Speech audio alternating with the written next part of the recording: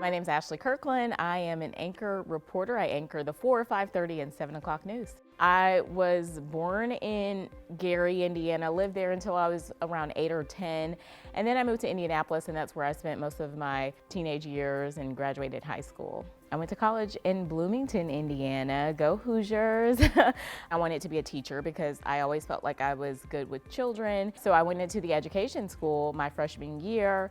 Then I realized I wanted more or something different. So I went into communications, which is a little broader. I thought at that time I wanted to do radio. So this is a nod to kids who don't know what they want to do with their lives yet. It's okay. And then I graduated ultimately from the communication school at Indiana University.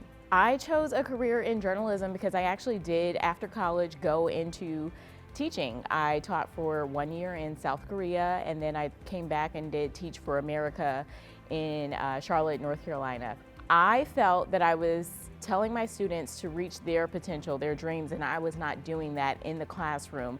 And they always say that journalism is a front row to history, and I really wanted to be out in the world, seeing what was happening. Around that time, there was a lot of political turmoil, and I enjoy politics, and I wanted to be out doing what everyone was talking about. So I decided to follow the path into journalism, and communication was a great gateway major to do that.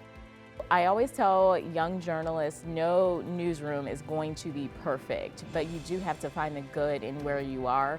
And there's a lot of good here at WLWT. There are many veterans, but even when I came here in 2018, they welcomed me and they taught me the ropes. And I'm proud that they trust me to really get into the fire and deliver even amongst all of these journalists, whether it is interviewing a political candidate or the Vice President of the United States. There are several moments since I've been here, and the one that I can think of is honestly the unrest that happened following the murder of George Floyd. Large protests in Cincinnati tonight after the death of George Floyd. There was so much unrest, not only in Cincinnati, but really around the country. And my co-anchor at the time, Stephen Albritton, and I, we were on air. We were filling in for the main co-anchors, Mike and Cherie. We thought it was just going to be a regular 11 o'clock show, and it turned into something much more where we were on air for the next 3-4 hours. And there was so much happening in the city, and we were able to hear the voices of people that were really hurting. We are tired, and we need justice. During that time, Breonna Taylor had happened, so it really had an impact on me during that time. I think we all were not able to escape what was happening in our country. I would have to go to the restroom in between shows to cry because it was just really so impactful, not only as a journalist, but as a person. And also, you know, the Pike County murders, which I was not here for. I was in Georgia at the time, but even then we covered that case down there because it was so big.